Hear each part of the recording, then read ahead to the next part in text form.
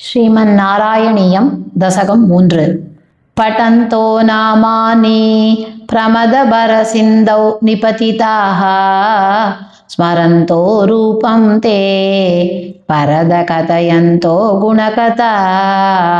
चरन्तो ये भक्ताः त्वयि खलु रमन्ते परममून् अहं धन्यान् मन्ये समधिगत सर्वाभिलषितान् गतक्लिष्टं कष्टं तव चरणसेवा रसभरेऽपि अनासक्तं चित्तं भवति बत विष्णो कुरु दयां भवत्पादाम्बोज स्मरणरसिको नामनिवहान् अहं गायं गुहचन विवत्स्यामि विजने कृपा ते जाता चेत् किमिव न हि लभ्यं तनुभृतां मदीयक्लेशौघ प्रशमनदशा नाम कियती न के लोकेऽस्मिन् न निशमयि शोकाभिरहिताः भवद्भक्ता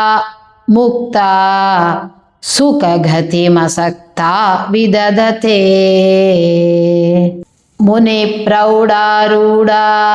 जगति खलु गूढात्मगतयो भवत्पादाम्बोज स्मरणविरुजो नारदमुखा चरन्तीश स्वैरं सततपरिनिर्भातपरचित् सदानन्दाद्वैत प्रशरपरिमग्ना किमपरम् भवद्भक्तिस्पीता भवतु मम सैव प्रशमयेत् अशेषक्लेशौघं न खलु हृदि सन्देहकनिका न चेद्व्यासस्योक्तिः तव च वचनं नैघमवचो भवेन्मिथ्यारत्या पुरुषवचनप्रायमखिलम् भवद्भक्तिस्तावत् प्रमुखमधुरा त्वद्गुणरसात् किमप्यारूढा चेत् अखिलपरितापप्रशमनी पुनश्चान्ते स्वान्ते विमलपरिबोधादयमिलन् महानन्दाद्वैतं दिशति किमतः प्रार्थ्यमपरम् विधूय क्लेशान् मे कुरु चरणयुग्मं धृतरसं भवेत् क्षेत्रप्राप्तौ करमपि च ते पूजनविधौ भवन्मूर्त्यालोके नयनमतते पादतुलसी परिघ्राणे घ्राणं श्रवणमपि ते चारुचरिते प्रभूता दिव्यादि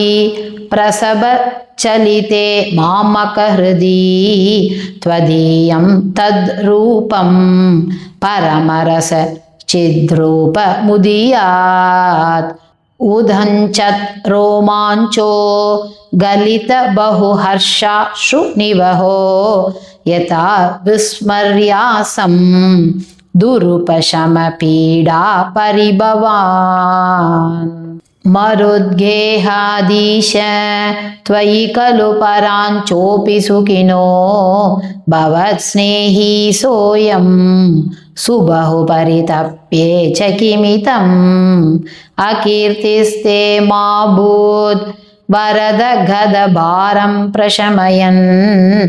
भवद्भक्तोत्तंसं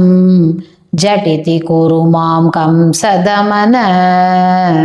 किमुक्तैर्भूयोभिः तव हि करुणा यावदुदीयात् अहं तावद्देव प्रहितविविधार्थ प्रलपितः पुरक्लृप्ते पादे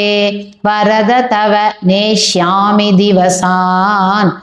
यथा शक्तिव्यक्तं नतिनुति निषेवा विरचयन् ஸ்ரீ ஹரயே நமः. ஸ்ரீ பொன்னு குருவாயூரப்பனே சரணம். ஸ்ரீ சோட்டாணிக்கரை பகவதி அம்மையே சரணம். ஆனந்த சின்மயனே சரணம். நாராயணா அகில குரு பகவன் நமஸ்தே.